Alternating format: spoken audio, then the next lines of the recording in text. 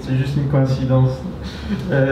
Voilà, donc ce soir on va parler de VueCLI, mais pas l'ancien VueCLI, le nouveau VueCLI, VueCLI version 3, qui d'ailleurs a été renommé, puisque maintenant il y a une assez forte tendance sur NPM à faire des packages scopés, parce que ça évite que les gens ils vous voient notre nom, puisque on a cette partie du nom, la @view, qui est vraiment pour nous, une organisation VJS, et du coup personne ne peut prendre le nom, on a déjà des soucis dans le genre. Donc c'est assez pratique, mais du coup ça a été renommé, donc avant c'était vue-CLI, maintenant c'est @view/CLI. Vous pouvez l'installer comme ça, ou yarn global add VueCLI, et je vous conseille de... Enfin, je pense que ça vous intéressera, donc vous pouvez l'essayer dès aujourd'hui, hein. N'hésitez pas. Donc qu'est-ce que VueCLI 3? C'est une réécriture complète qui a commencé en début d'année par Evan. Donc ça veut dire qu'il a zéro code de l'ancien outil, c'est vraiment un tout nouvel outil, qui a du coup de nouvelles commandes, qui n'ont plus rien à voir avec les précédentes. Une nouvelle manière de travailler avec, donc au lieu de juste générer un projet, on va travailler assez différemment. Et une nouvelle interface d'utilisation de cet outil du coup. Et concrètement, du coup, on a beaucoup plus de choix possibles, de possibilités en fait en utilisant cet outil. Mais du coup, c'est aussi parce qu'on a une très grande API maintenant par rapport à avant où c'était juste Vue Unit. On a aussi, et surtout plus important, un système de plugins. Donc maintenant, c'est basé sur des plugins. Donc il y a des plugins qui sont inclus de base dans VueCLI, comme par exemple Veslin, Babel, TypeScript, Jest, Cypress, ce genre de choses. Et du coup, en conclusion, l'outil est quand même moins simple qu'avant, parce qu'avant c'était quand même très simple, même trop simple. Mais bon, ça avait l'avantage d'être facile à utiliser, puis il n'y avait pas beaucoup de documentation à écrire. Là, on est en train de finir le site de la documentation de VueCLI 3, ça n'a rien à voir. On doit avoir une quinzaine de pages. Donc oui, c'est quand même un outil qui est quand même un peu plus complexe qu'avant. Donc voilà, qu'est-ce qu'on peut faire grosso modo avec? Donc c'est un exemple d'utilisation assez simplifié, j'ai pas mis tout le résultat de la console, ça aurait été immangeable. Donc tout en haut, on commence par créer une nouvelle application Vue. Donc ça fait un peu penser à Vue Unit qu'on faisait avant. Sauf que ça n'a rien à voir. Parce qu'en fait, on va, dans cette étape, je ne montre pas sur ce screenshot, mais on va pouvoir choisir en fait si on veut TypeScript, Vue Router, Vue.x, des préprocesseurs CSS, du test, etc. On va vraiment pouvoir configurer en fait la création du projet assez finement et aussi sauvegarder tout ça dans des presets pour pouvoir aller plus vite la prochaine fois, donc c'est assez puissant. Et ce qui est encore plus puissant, c'est de pouvoir ajouter des plugins après coup, en fait. Donc vous vous rendez compte que tout d'un coup, en fait, vous n'avez pas prévu d'utiliser Vue.x au début, puis vous vous rendez compte qu'au final, c'est sympa quand même, que vous en avez besoin. Et du coup, en fait, en faisant Vue add Vue.x dans votre projet VueCLI 3, eh bien, le plugin Vue.x va vous générer tout seul tout ce qu'il faut dans votre projet, à moins que vous ayez trop modifié le projet. Mais normalement, il va aller jusqu'à ajouter un import dans votre main.js et puis modifier les options de votre new view, etc. Tout à votre place, et en fait, après, vous avez juste à utiliser Vue.x. Il n'y a plus tout le setup à faire. Et puis, ce qui est intéressant aussi, par exemple, c'est si vous avez ESLint, ou TypeScript, ou besoin d'une solution de test, etc. Après coup, sur tous les tests. Hein. Au début, on se dit on ne va pas faire de test, puis après, on se rend compte que c'est quand même sympa. Donc, on peut faire par exemple un Vue add Cypress, et ça y est, on a tout setup à notre place, et à la fin, on a juste à faire des yarn tests end-to-end. Voilà. Donc, c'est quand même assez sympa. Donc, ici, l'exemple, en fait, c'est pour utiliser Apollo GraphQL. Je sais, je rabâche beaucoup dans mes présentations, je parle tout le temps de GraphQL, parce que c'est un petit peu les sujets qui m'intéressent. Et donc là, en fait, j'ai créé un plugin VueCLI 3 pour utiliser Apollo GraphQL, donc qui est numérique pour faire de GraphQL. Et là, on voit un exemple en fait d'une des nouveautés, c'est de pouvoir poser des questions à l'utilisateur pour personnaliser en fait son utilisation du plugin. Donc là, par exemple, je peux directement, en fait, on va dire, mettre à disposition en fait un serveur GraphQL en Node.js avec Apollo Server directement dans votre projet. Vous n'avez rien à configurer, en fait, vous avez juste à dire oui. Et c'est bon, vous avez un serveur GraphQL. Sachant que du coup, tout sera préconfiguré. Et à la fin, vous lancez juste la commande qui est basée sur VueCLI derrière. Hein, si vous ouvrez le package JSON, vous verrez ce que ça fait. Mais après, voilà, vous avez un serveur GraphQL directement disponible et puis votre front-end est directement connecté dessus. Donc si vous lancez votre serve pour lancer Webpack en mode développement, il vous connectera directement sur votre serveur GraphQL. Donc vous pouvez commencer à prototyper et à faire mumuse avec GraphQL en un rien de temps. Donc grosso modo, si on exclut les installations YAML entre temps, là, ça prend 30 secondes et vous avez une application Vue avec Apollo GraphQL prête. Voilà, donc, bon. Mais c'est pas le sujet principal de cette présentation, parce qu'en fait, j'ai parlé de ce que moi, sur quoi moi j'ai travaillé en fait sur VueCLI. Tout est parti en fait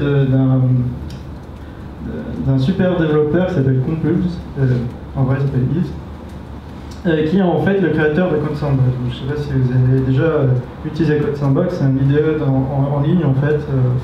Qui vous permet de très facilement créer des vraies apps dans votre browser. Le bundler de Code Sandbox s'exécute dans votre browser, donc si vous êtes offline, ça marche quand même. Et puis après, il y a des fonctionnalités sympas, genre intégration GitHub ou live coding à plusieurs. C'est vraiment très sympa. Et une des trucs qu'il avait commencé à faire aussi dans Code Sandbox, c'est comme il avait le contrôle en fait, du contenu de votre projet, par exemple, vous pouvez proposer des petites interfaces pour configurer Prettier, par exemple, des trucs comme ça. Et ça, c'est une phrase qui revient souvent dans ces talks ou ces présentations. Donc c'est un terme que je pense qu'il a inventé parce que ça n'existe pas trop.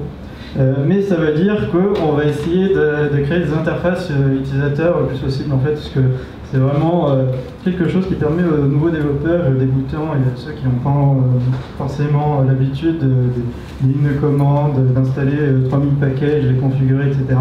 On va essayer de rendre l'expérience de développement la plus simple et la plus facile possible. Et donc pour ça, on va créer des interfaces utilisateurs graphiques. Ça veut dire que on va pouvoir, avec VueCLI 3, lancer une interface utilisateur graphique. Donc ça peut paraître bizarre comme ça d'avoir CLI et UI dans le même nom, mais c'est parce que en fait, sous le capot, ça va utiliser pas mal de code de VueCLI, mais à haute classe en fait. Voilà, donc c'est très simple en fait, vous lancez juste Vue UI dans un terminal, donc ça veut dire que vous n'avez pas installé d'app Electron ni rien, c'est juste un bête serveur HTTP derrière qui va se lancer. Mais voilà, tout à fait possible en fait d'aller intégrer ça, par exemple dans une app Electron, c'est déjà fait, je crois que c'est Egoist qui a fait déjà un petit wrapper Electron. Et surtout, je vais bientôt faire une extension par exemple VS Code, et comme ça vous lancerez ça directement en VS Code. Voilà.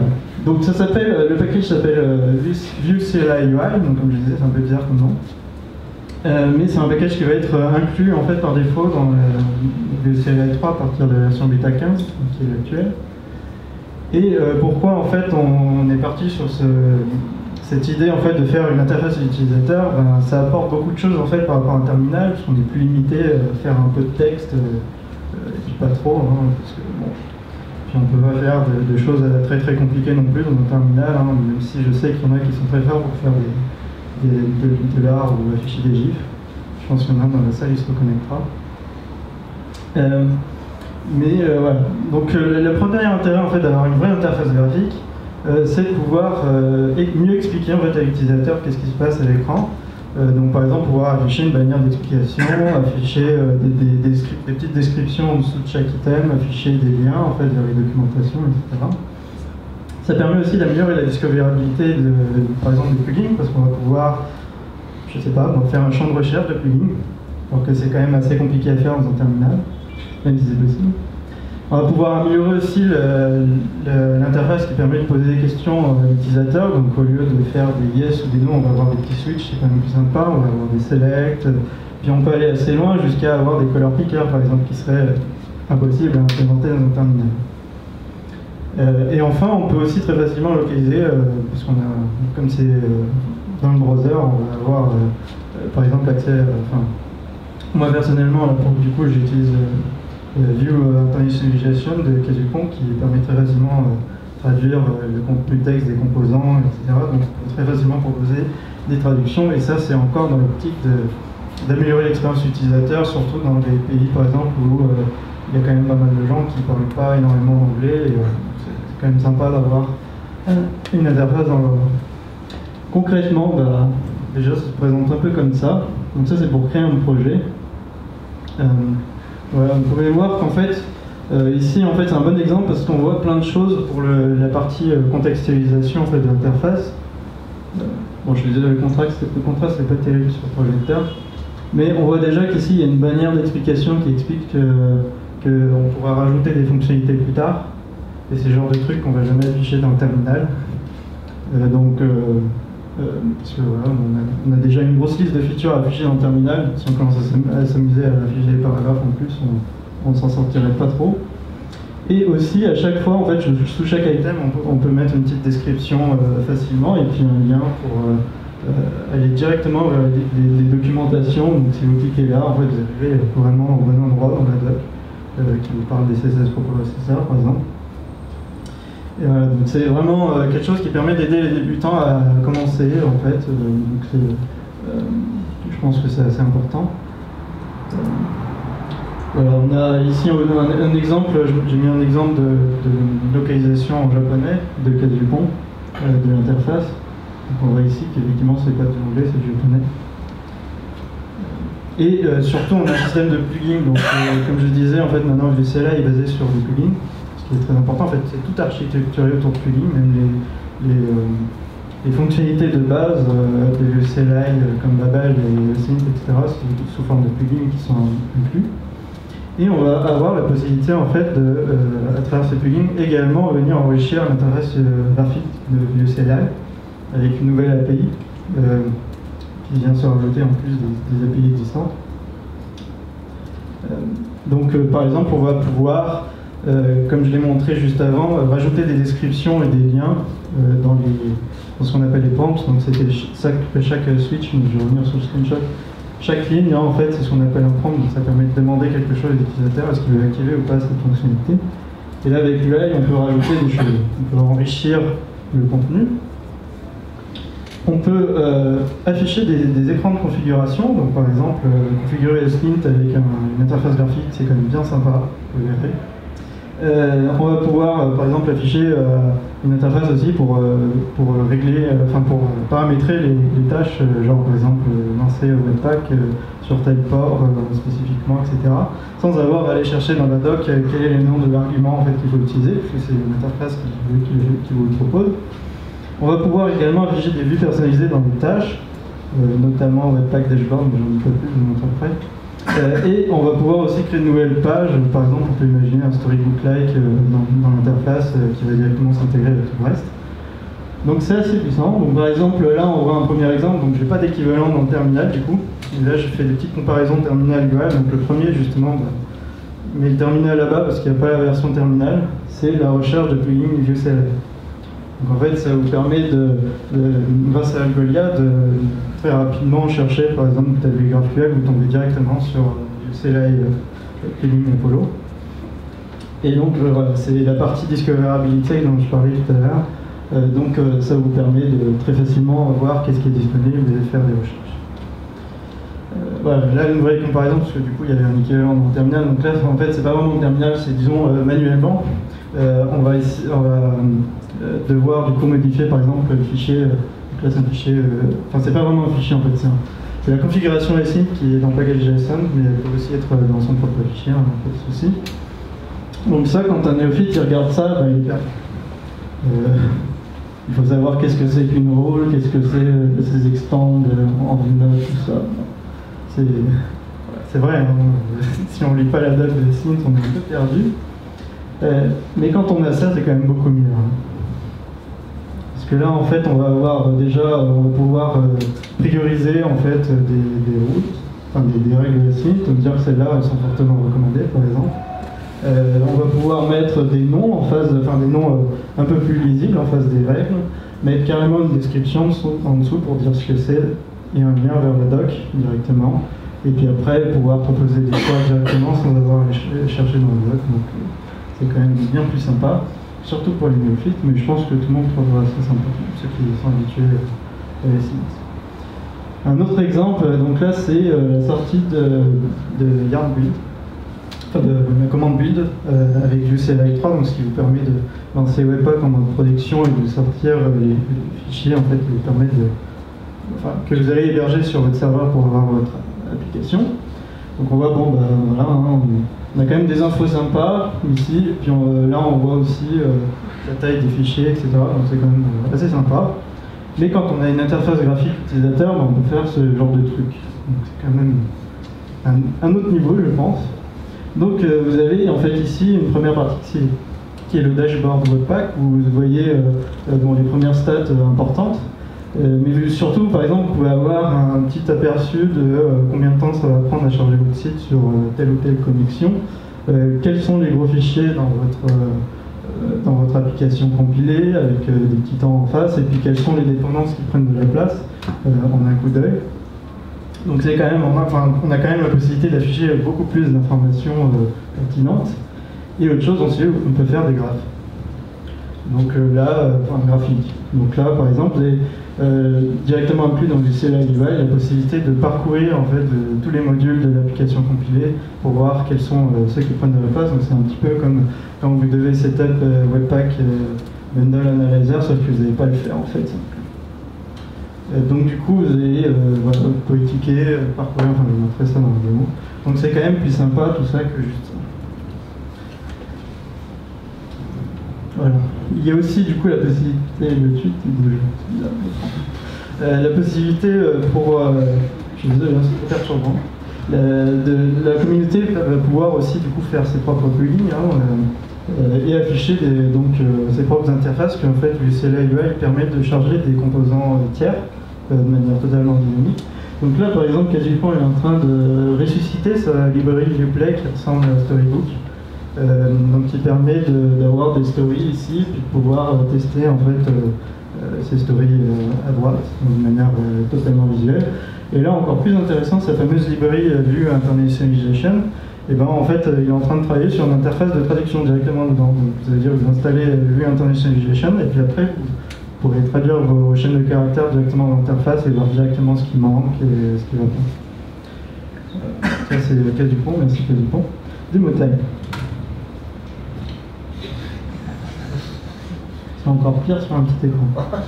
Voilà, donc c'est la démo en fait pas du tout où il n'y a rien à préparer à l'avance, tellement en fait le CLI est puissant. Donc je vais commencer par lancer.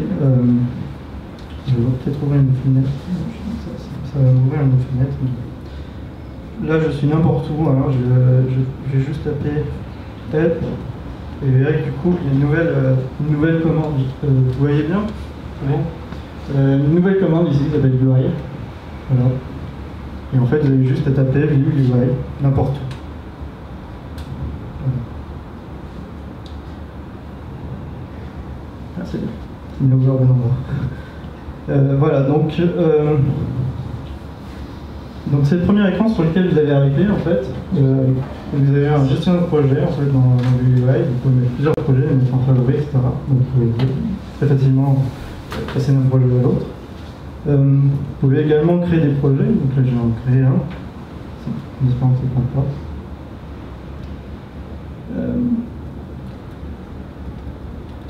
En fait, ce que je vais faire, c'est que je vais utiliser la version. J'ai perdu mon terminal.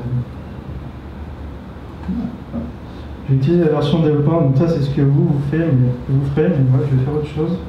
Comme ça évitera qu'il fasse les installations Yarn. Je vais mettre les verts.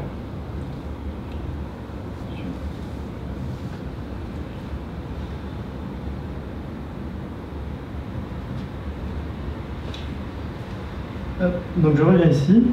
Donc déjà, le premier truc que vous pouvez remarquer aussi, c'est que l'interface du coup elle est en français. Donc c'est sympa. Parce que j'ai fait une petite traduction. Les traductions d'ailleurs sont entièrement communautaires en fait. Il suffit de publier un package pour telle ou telle localisation et il va charger ça tout seul. Donc là, on va pouvoir créer un projet. Hop, essayer de le mener un peu plus vite. On peut lui donner un nom, on va directement là où il va le créer sur notre disque. On peut aussi choisir voilà, npm yarn, écraser. Donc, vous voyez, par exemple, il y en a plein qui s'ils n'ont pas bien lu la doc ou pas regardé la documentation de la commande, ils ne sauront pas, par exemple, qu'il y a la possibilité d'écraser le dossier. Après, c'est pas important, mais là, grâce à l'interface, en fait, on n'a pas besoin de documentation, on va tout de suite prendre la possibilité. Là, on a l'écran des presets, donc les presets, comme je l'ai dit tout à l'heure, ça permet de sauvegarder une sélection de fonctionnalités et permet de créer des projets plus vite. Donc là, on voit qu'on a une explication en fait, de ce qu'est un preset. Voilà, une pas besoin de doc, elle est dedans. Et là, voilà, différents presets que j'ai déjà créés, donc le plus intéressant, c'est le manuel. Donc là, l'écran que j'ai montré en screenshot, donc vous voyez, par exemple, si je clique sur Interformatter, ça m'ouvre en anglais et on arrive directement. Enfin, pas directement, parce que maintenant, comme on est en train de changer, de refaire la doc en ViewPress, les liens sont un peu pétés, mais en gros, normalement, ça vous met directement au bon endroit. Et là, par exemple, je vais pouvoir choisir d'avoir des préprocesseurs, d'avoir vieux routeur, d'utiliser des fichiers séparés, pas tous mes packages JSON, j'aime bien. Et si on fait suivant, là du coup on va avoir un petit écran de configuration en fonction de ce qu'on a choisi.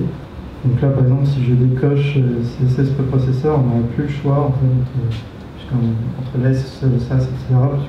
Je l'ai décoché, mais là si je le recoche, hop, on a un écran en plus.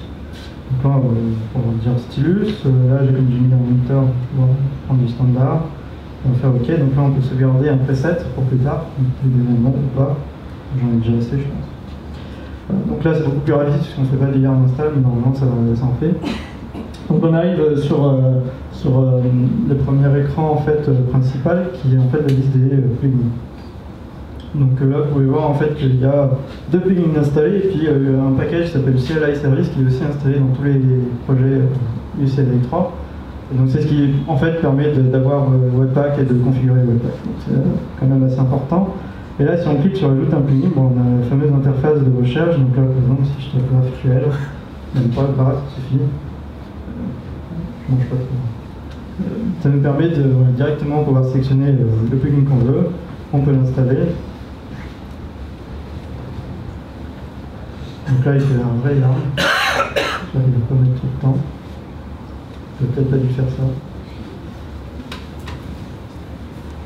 Je pense que je n'aurais pas dû faire ça. Vas-y, Mac.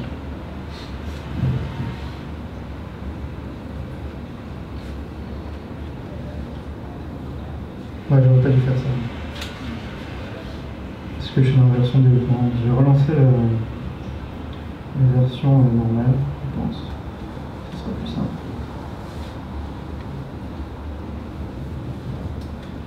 En fait, comme on est un monorepo yarn, quand on commence à s'amuser à faire des non-modules, alors que le truc est lancé, c'est une chose. Donc, je vais revenir par exemple dans un projet. Je vais installer par exemple PWA, parce que j'ai déjà mis l'autre. Alors là, du coup, en fait, une fois qu'il aura fini d'installer le plugin, on va avoir la phase qu'on appelle l'invocation. En fait, ça vous permet de configurer de nouveaux plugins. Donc là, bon, c'est ballot parce que là, j'ai un mauvais exemple, il n'y en a pas, mais là, par exemple, on pourrait avoir des switches ou des selects ou des champs de texte pour rentrer par exemple une clé d'API, etc. de manière visuelle, mais là il n'y en a pas pour le coup. Alors là il se fait invoquer par le CLI, en arrière-plan pour vous. Il installe des dépendances supplémentaires et puis après il vous montre ce qui a été modifié dans votre projet. En fait c'est un peu le concept de ces plugins du CLI, c'est qu'ils ont la capacité en fait d'aller modifier votre projet, même après la première génération. Donc là par exemple, on peut voir, bon j'avais pas commis ce que j'ai fait avant, mais grosso modo, par exemple, je vais tout replier. Là il a ajouté un register service worker pour le PWA et puis dans le main, il va ajouter un register service worker ici à votre place. Donc, ce que vous voyez aussi au-dessus, c'est ce que j'avais fait l'installation du plugin Apollo, qui faisait pareil. pouvez voir par exemple que le plugin Apollo, il avait importé du Apollo, il avait configuré, etc. Comme ça, vous n'avez rien à faire. Donc là, vous pouvez valider, mettre un message de commit ou passer. Et voilà, j'ai installé le plugin PWA. Deuxième écran important, c'est les configurations. Donc en fait, ça vous permet par exemple de modifier la configuration SNIT. Donc là, on voit ici, je peux modifier, mettre des tabs par exemple, ou activer des différentes règles. Donc là, pour l'instant, tout ça, c'est un peu hardcodé dedans, mais on est en train de travailler en fait pour pouvoir générer cet écran, la liste des options ici, de manière automatisée depuis le repository ESLint Plugin View, comme ça, vous avez un truc à jour, un peu plus complet et à jour. Et là, il y a un autre écran de configuration donc, qui est lié en fait au plugin PWA que je viens d'installer et qui vous permet par exemple de modifier le manifeste JSON et les différentes configurations à votre place. Donc là, ce qui est intéressant en fait ici, c'est que ce plugin PWA, si vous allez sur la documentation, il vous dit attention sur certains champs, en fait, il va falloir modifier deux fichiers. Il va falloir modifier vconfig.js, donc qui est le fichier de configuration du CLI 3, et aussi public/manifest.json dans le projet. Parce que il y a des informations dont ViewCLI a besoin et d'autres non, mais qui sont nécessaires dans le manifeste de votre application. Donc là, je vais essayer d'ouvrir le projet pour vous montrer un peu mieux.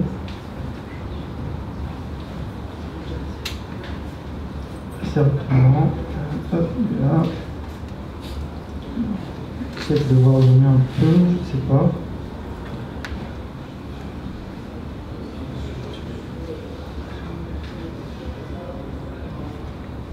Je suis pas très bien.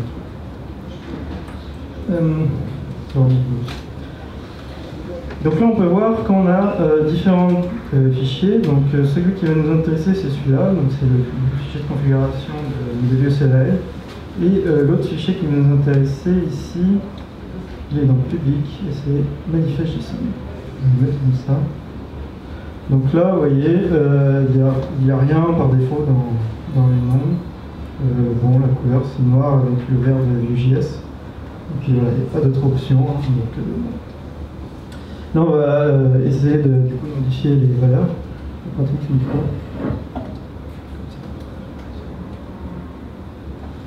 Et là, dont j'avais parlé tout à l'heure, c'est qu'on pouvait enrichir les prompts. Donc là, par exemple, je vais mettre un color picker. C'est quand même bien sympa. Et c'est assez difficile à faire dans un terminal. Je n'ai pas essayé. Voilà. J'ai juste modifié la couleur. On va faire un truc vraiment vide. Donc voilà, là j'ai modifié, j'ai appuyé sur sauvegarder. Ouf, tout s'est bien passé. Et là si on revient sur nos fichiers, on voit qu'ils ont été modifiés. Et les deux. Donc, vous n'avez pas à savoir qu'il faut modifier à la fois vconfig.js et manifest.json, sinon vous aurez des problèmes. Donc là, je me souviens, j'avais regardé la documentation qu'Evan avait écrite, et il mettait bien des attentions, aller modifier aussi le manifest.json, parce que sinon ça ne va pas marcher. Là, l'avantage de la UI, c'est qu'il l'a fait pour vous. Donc vous n'avez pas à vous préoccuper de ça. On peut voir qu'ici, il a bien mis le nom que je vais entrer, les deux couleurs dont lui il a besoin. Et là, pareil, on voit qu'il a à la fois modifié le champ name et le champ short name, hein, les deux sont nécessaires. Je ne sais pas trop pourquoi, mais bon. Il a bien modifié aussi le background color, le time color que je lui avais passé tout à l'heure, là c'était que des zéros. Donc vous voyez, l'interface a aussi cet intérêt-là, c'est que ça évite d'avoir ce genre d'erreurs et de ne pas savoir qu'il faut modifier à droite et gauche. Enfin, le dernier écran, je vais aller un peu plus vite, c'est l'écran des tâches. Donc, ce que j'appelle les tâches, en fait, c'est les scripts dans votre package JSON, c'est juste qu'elles sont un peu numériques. Donc là, c'est la tâche qui vous permet de développer. Donc, par exemple, si on clique sur lancer la tâche, vous pouvez double-cliquer ici aussi, vous allez voir que Webpack va faire des choses, mais pas dans votre browser. Hein.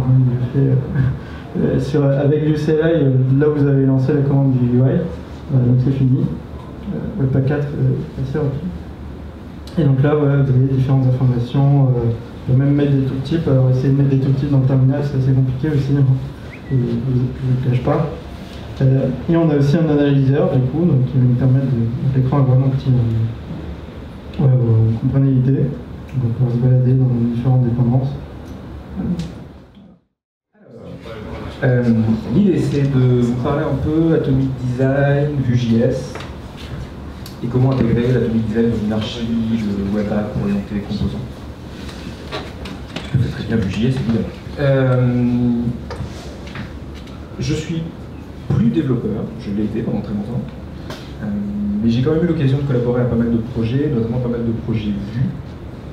Et c'est à cette occasion que j'ai pu commencer à tripatouiller la partie Atomic Design et StyleGuide, parce que ça fait aussi partie des choses que je vais évoquer là.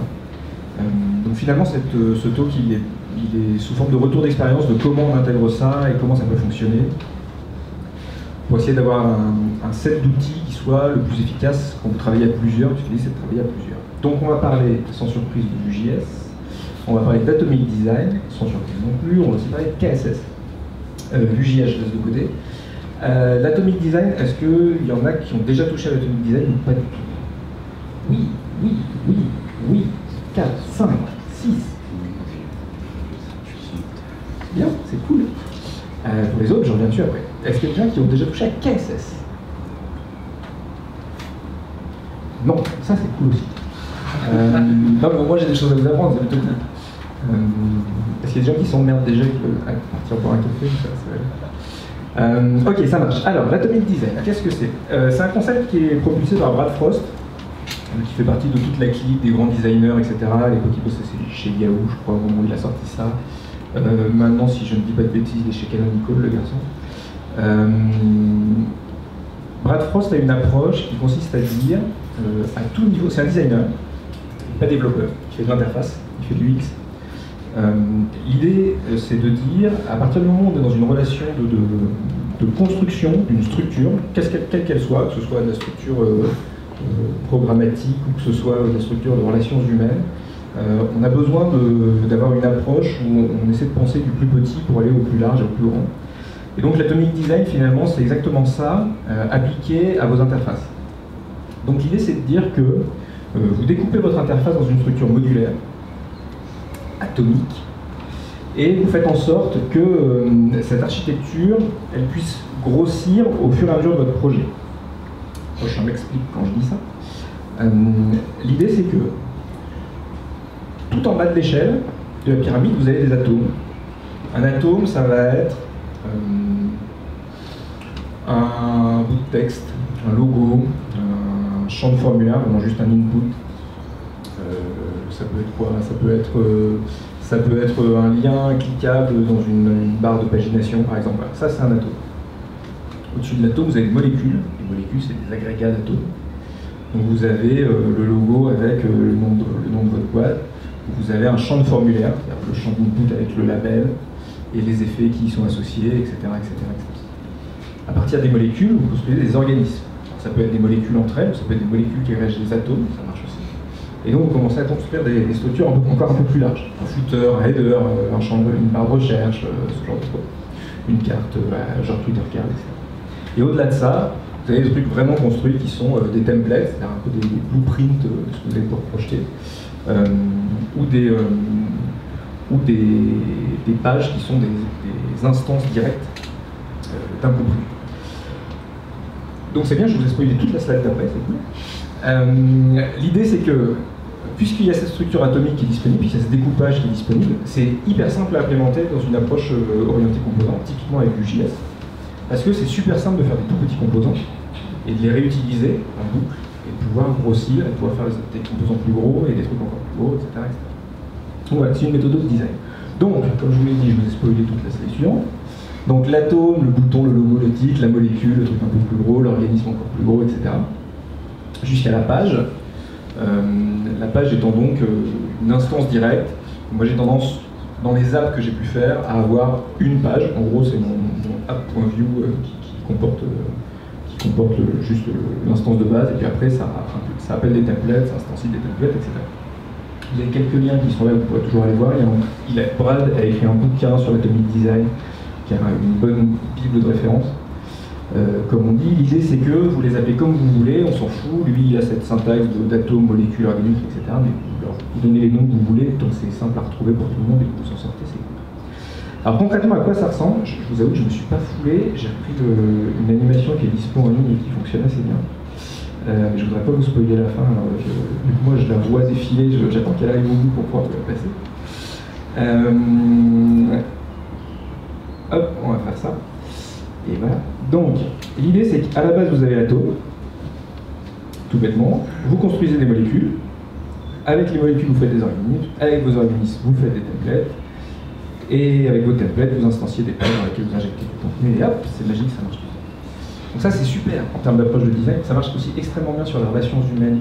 Brad Frost a des très bonnes conférences où il explique comment ils ont mis ça en place chez Canonical et comment ils ont une approche atomic design dans la gestion des hommes et des relations entre les individus et entre les structures au sein du web. C'est absolument génial.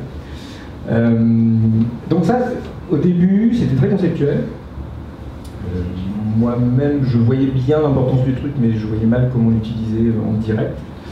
Et finalement, j'ai eu la chance de bosser sur un projet où, en gros, on m'a fait venir pour travailler vraiment sur toute la partie front, parce que les gens qui m'ont embauché ne géraient que la partie back-end, et ils avaient besoin d'une expertise sur le net pour pouvoir monter le front. Et donc j'ai eu carte blanche pour avancer sur le projet, et notamment sur le découpage. Et donc j'ai pu assez facilement pousser cette approche-là, et voir comment on pouvait essayer d'avancer avec ça. Alors fort heureusement, les gens se sont un peu emparés du concept quand c'est arrivé. Et il y a des outils qui sont autour de ça. Il y a un outil principalement, il s'appelle Pattern Lab.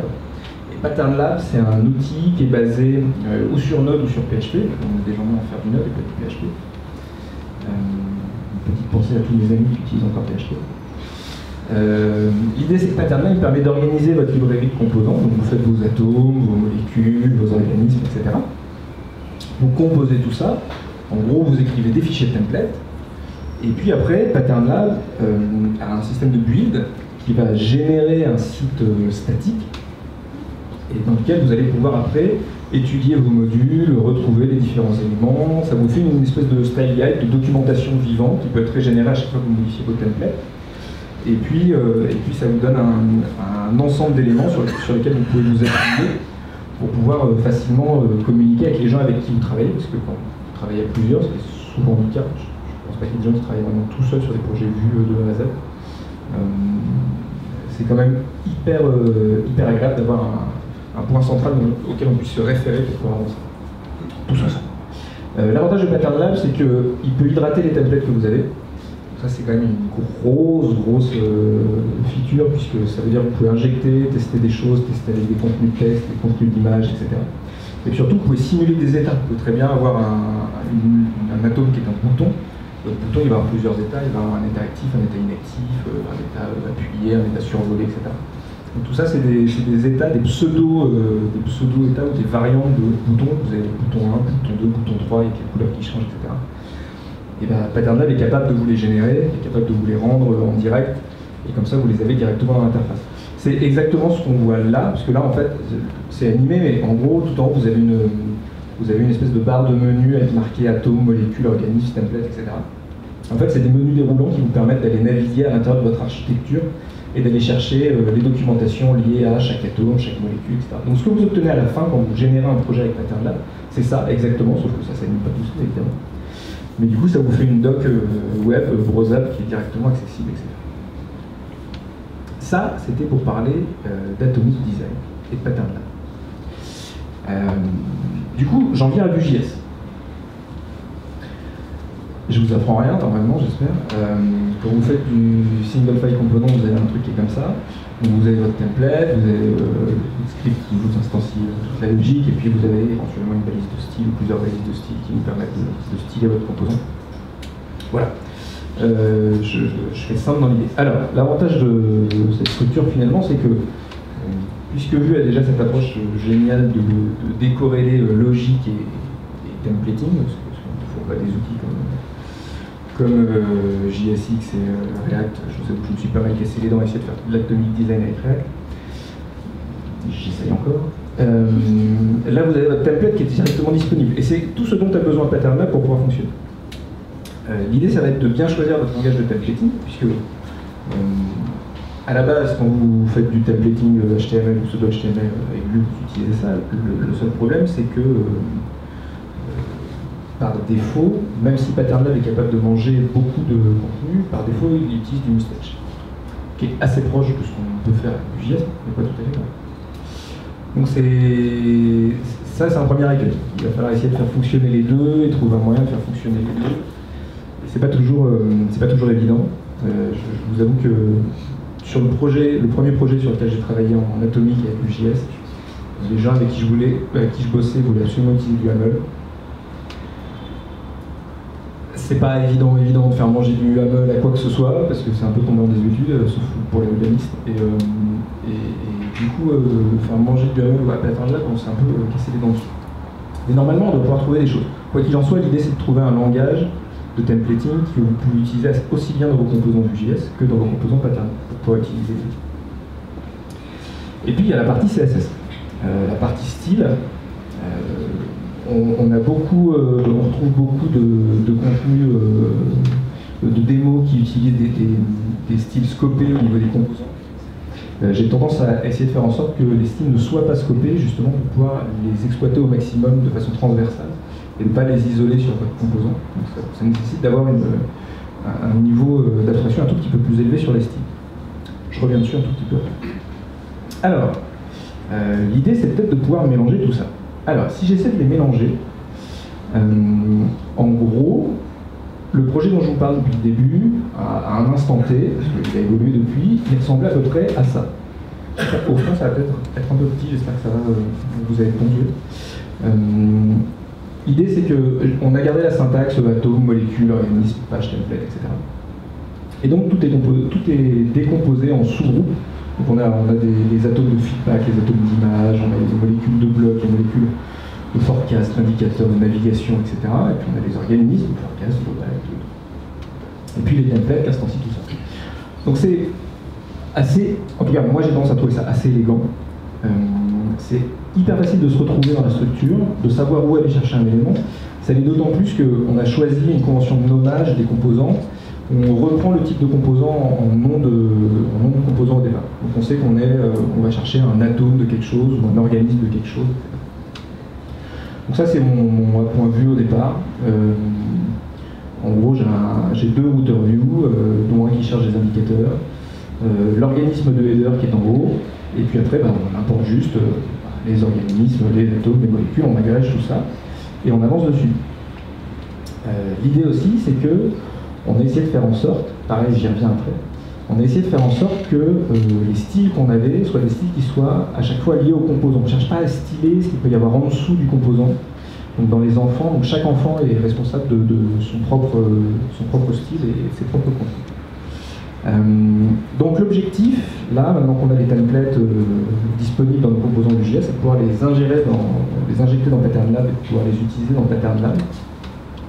Donc il y a trois solutions possibles. Soit on utilise des templates externes, et puis on load des templates externes, c'est-à-dire que pour chaque composant, on a le fichier et puis un fichier template à côté, qui va être consommé directement par Pattern Lab, mais du coup, je suis toujours en train de travailler sur deux fichiers, ce qui va un peu à contresens du single file component. C'est un peu dommage. Soit j'essaie de lire les templates directement depuis les single files, et puis d'extraire ça et de passer à Pattern Lab. C'est la deuxième solution. La troisième solution, c'est de copier-coller les templates et de faire une conversion, éventuellement, si je change de langage entre les deux. Je vous avoue que c'est pas la plus pérenne en termes de maintenance, c'est un peu compliqué. D'autant qu'à la fin, ce qu'on a dans Pattern Lab, en gros, c'est ça, c'est-à-dire qu'on a une structure, ça c'est leur starter kit. On a une structure où on a les atomes qui sont découpés en sous-groupes, et puis après on a tous les atomes qui sont là, idem pour les molécules, les organismes, les templates, etc. Donc il faut quand même être capable de sortir tout ça et de pouvoir extraire tout ça. Ça peut se faire via une mécanique, c'est gérable.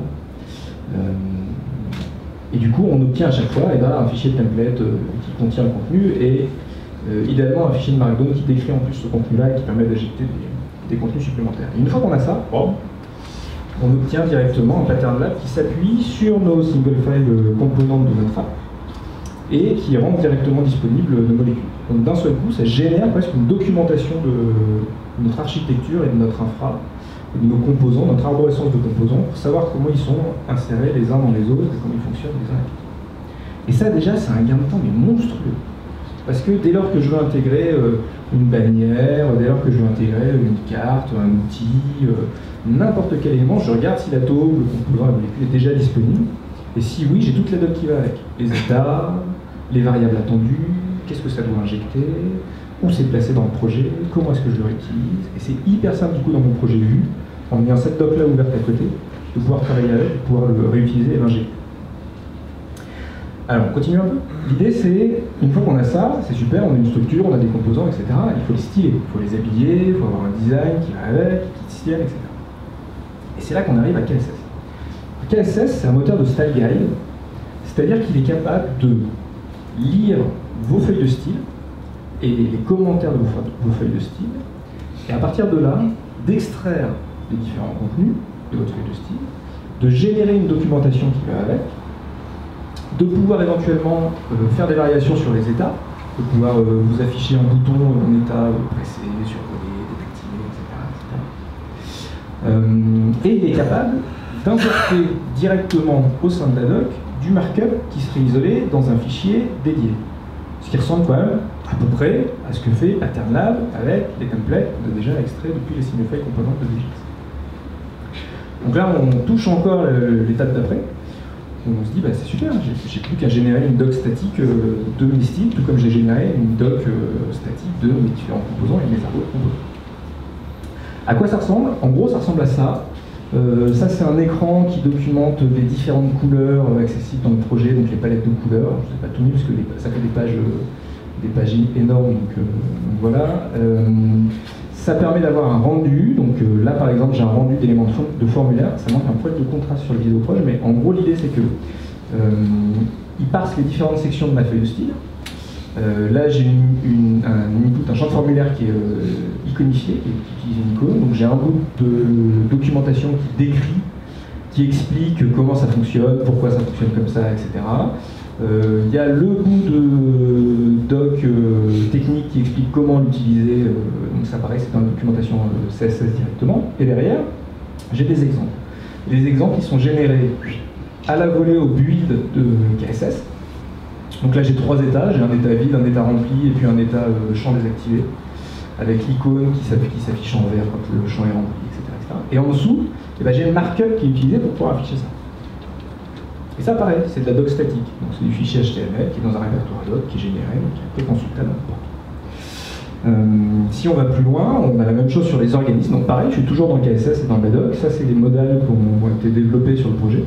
Et donc pareil, il y a un bout de doc. Alors pareil, dans le screenshot, je vous ai coupé ce qu'il y a au-dessus, mais il y a un bout de documentation qui explique comment ça marche et qui vous donne un exemple direct intégré dans la page, qui est manipulable. C'est du HTML, c'est pas de l'image qui est générée, c'est du HTML, donc avec du style qui est appliqué dessus directement, isolé, scopé, et vous pouvez manipuler, etc. Donc c'est extrêmement puissant. L'avantage de ça, c'est que du coup, vous pouvez construire une bibliothèque d'assets qui est réutilisable, des palettes de couleurs, des palettes de fonte, des styles d'input, etc., etc. Vous pouvez exposer des jeux de règles, idéalement, vous n'exportez pas des classes, si vous générez des gros fichiers énormes avec les extend et tout va, donc vous utilisez des pseudo-blocs que vous allez étendre après dans votre préprocesseur CSS, et comme ça vous faites de la composition, plutôt que de faire de l'héritage. Vous faites de la composition CSS au sein de vos composants. Donc en gros, au début j'avais ça, et à la fin j'ai ça. J'apporte mon UIKit, et puis dans ma classe qui est scopée ici, uniquement avec mon nom de classe, et ben, j'extende les différents styles que je veux lui appliquer, et je vais lui coller un style de famille, je vais coller une couleur, je vais coller ça. L'idée c'est que du coup, quand vous faites ça, vous importez, vous avez votre bibliothèque qui est à côté, donc finalement vous avez presque deux projets en parallèle. Vous avez votre projet Vue.js sur lequel vous bossez, vous avez votre bibliothèque d'assets. Les deux peuvent être assemblés au sein du même projet, mais si vous les séparez, vous pouvez utiliser des choses de projet en projet. Ce qui était notre cas sur le projet en question, c'est pour ça qu'il y avait besoin d'avoir un socle commun. Vous exportez de la doc avec KSS, comme ça vous avez de la doc qui est directement manipulable en permanence, les gens ne se posent pas la question de comment j'affiche un champ, comment je le style, etc. Il y a la doc, tout est là, tout est lisible. Et idéalement, vous couplez ça à des méthodologies de nommage comme Ben. Il y a une excellente conf sur Ben qui a été donnée par Thomas Ilox, qui a un nom qui fait 30 au Scrum. Au dernier Riviera Dev, il explique réellement les fondamentaux. Il y a des gens qui font du Ben un peu dans la salle. Ouais. Si comme moi vous n'avez rien compris à ce qu'était Ben au départ et que vous êtes dit ouf, on se tord un peu le cerveau pour rien, ça vous explique très bien pourquoi on se fera pas le cerveau. Et l'idée c'est que l'ensemble KSS plus PatternLab plus Vue.js, vous avez un ensemble, c'est idéal.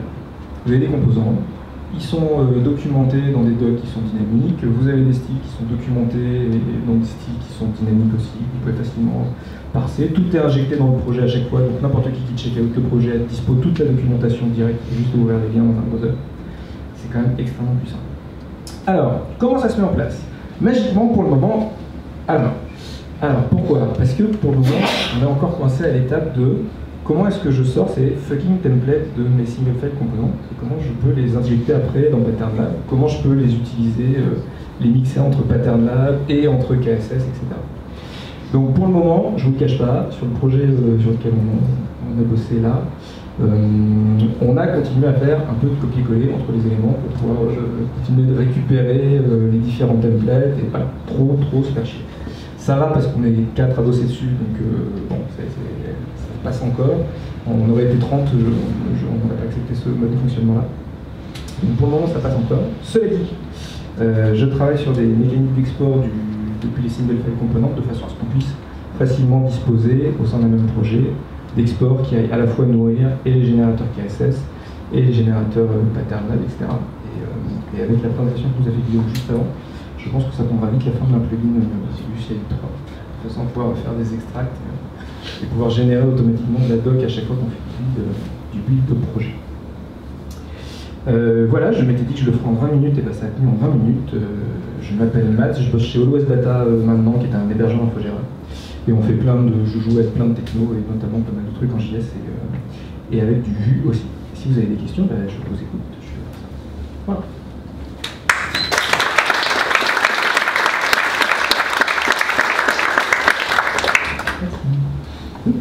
J'ai vu que tu le mettais classe avec une nomenclature spécifique, c'est-à-dire que tu mettais C- le nom de ton, bref, le nom du composant, mais au final C, j'imagine que c'est pour composant, mais tu respectes pas forcément tu aurais pu mettre A pour atome, M pour molécule, c'est comme ça. Ouais, c'est juste que c'est normal, c'était un choix purement arbitraire.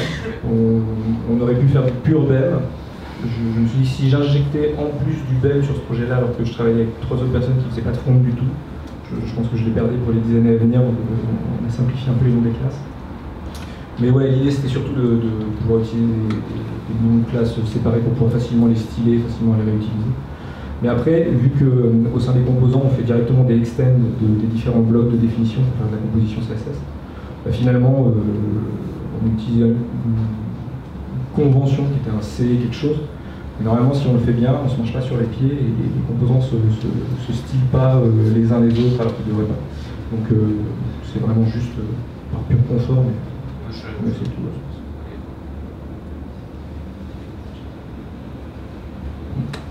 Est-ce que tu as un projet open source à nous proposer pour qu'on puisse apprendre? Alors, ouais. Alors, open source qui utilise ces technos-là, pour le moment, non. L'idée, c'est de pouvoir en faire un rapidement en partant de ce projet-là et en le simplifiant et en virant les trucs qui sont trop spécifiques au projet pour avoir une base, un starter kit ou un starter démo qui puisse documenter ça. Et en attendant les projets KSS et les projets PatternLab sont open source aussi et sont disponibles sur GitHub, donc ils sont facilement trouvables, même en termes de docs, c'est assez simple de s'appuyer dessus et de voir un peu ce que ça va. Mais ouais, c'est prévu d'avoir une release un truc qui au moins explique comment ça fonctionne, avec la mise en place étape par étape, en checker autant de détails et en voyant comment ça progresse. KSS et PatternLab, c'est tous les deux des générateurs de stack guide. Ouais. Et pourquoi en fait, j'ai pas bien compris pourquoi tu présentais les deux, c'est soit l'un soit l'autre. D'accord, les deux sont pas faits pour marcher ensemble. Si, les deux sont faits pour marcher ensemble, parce que finalement les deux StyleGuide sont complémentaires. T'en as un qui est vraiment dédié à tes CSS, KSS, et qui fait vraiment que de la mise en forme visuelle, alors que PatternLab est vraiment là pour te documenter toute ton architecture de composants et comment ils sont interfacés les uns avec les autres, quel groupe de composants utilisent quels atomes, comment tu peux les utiliser, quelles variables t'injectes dedans, etc. C'est vraiment complémentaire parce que les deux s'adressent à deux problématiques différentes. Ok, parce que justement, moi, quand je m'étais renseigné sur PatternLab, le fait que j'avais pas, je m'étais pas mis parce que je me voyais que j'étais obligé de faire des copier-coller de templates. Après, même si j'étais tout seul, pour maintenir, c'était pas envisageable pour moi. Ouais, à maintenir, c'est long et c'est clairement casse-couille au départ. Après, l'idée c'est qu'effectivement on puisse consommer directement les single files tout au long et ça sera beaucoup plus facile. Là, dans ton équipe, là, les packs, ils ont pu utiliser tous tes composants sans avoir besoin de choses. Ouais. Ouais. Vous avez utilisé, refaire les pages. Ouais, c'était exactement l'enjeu parce que cette mission-là c'était une mission très courte de une quinzaine de jours à peine, donc c'est effectivement très très court pour concevoir tout un front. Et d'un nouveau produit qu'ils sont en train de développer. Et l'idée c'était que ils font un peu de front, mais c'est clairement pas des fronteux.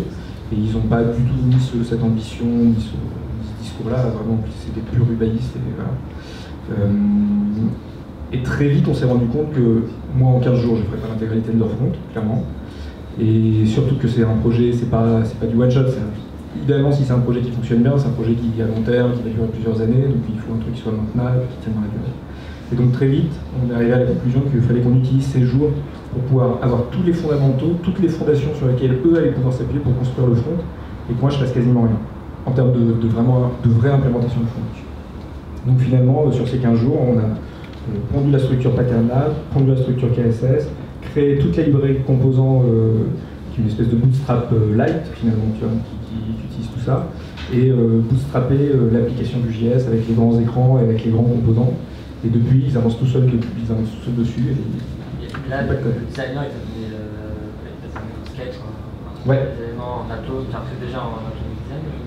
On a récupéré pas mal d'écrans qui avaient été conçus par les designers, typiquement dans un InVision, tu vois, où tout était posé là, et ça faisait un chemin de fer des différents écrans possibles. Et on leur a demandé de nous sortir une charte des différents grands composants qu'ils avaient identifiés. Donc ça va super vite. Tu as un jeu de fond de families, tu as une palette de couleurs avec quelques variantes. Il y avait quelques champs de formulaire qui étaient stylés, 2-3 blocs de texte, une image ou deux, et puis c'est tout. C'est une appli qui utilise énormément de graphiques, qui génère beaucoup de graphiques à la volée. Et ça, on directement, rien n'était documenté. On n'avait pas de charte de ces éléments-là. On est reparti directement des écrans de démos qu'ils avaient conçus pour pouvoir sortir les styles des graphes, etc. Et ça, pareil, c'est généré après par les composants. Que l'Atomic Day, c'est pas mal aussi pour communiquer avec les designers. Ouais. Idéalement, c'est même un outil. Alors là, on était dans un processus qui était clairement pas agile et qui était plutôt du cycle en V sur un MVP très court. Il fallait sortir un truc hyper vite. Et donc il y a vraiment eu cette phase de... Ils ont prototypé des choses, ils ont designé des choses, on a commencé à implémenter ces trucs-là. L'idée c'est que maintenant que ça c'est disponible, à partir du moment où ils vont continuer à faire évoluer le produit, ils vont pouvoir revenir vers des designers ou intégrer des designers dans leur équipe, utiliser le Pattern Lab qui est déjà là pour pouvoir voir quels sont les composants, comment les réexploiter, comment les réutiliser, etc. J'ai une petite question, mais qui est à la fois un retour d'expérience. J'ai essayé d'implémenter l'Atomic Design, et c'était bien parce que un des gros avantages, c'est que ça permet de communiquer avec les designers et de structurer le travail du designer, qui au lieu de partir un peu dans tous les sens, il structure mieux son travail. Mais parfois, on a buté sur un problème, c'est qu'on a eu du mal à définir qu'est-ce qu'était exactement une molécule et un organisme.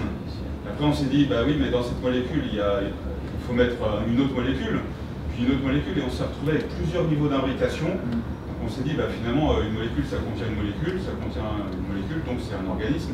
Donc en fait, les concepts, on les a un peu mélangés. On s'est dit, bah, quelle est la différence exactement entre un organisme et une molécule? On n'a pas vu en fait. Et puis deuxièmement, on a buté sur un problème de changement d'état, parce que parfois, on change l'état d'un niveau assez bas, par exemple d'un atome, mais au rollover sur l'organisme. Donc en fait, il y a une dépendance entre l'état d'un niveau et l'état de l'autre. Alors quand c'est scopé, je ne vois pas comment on peut le faire. Donc je voudrais avoir une... Alors sur le découpage des composants et sur comment on découpe qu'est-ce qu'est un atome, qu'est-ce qu'est une molécule, qu'est-ce qu'est un organisme, etc. Mon approche elle est assez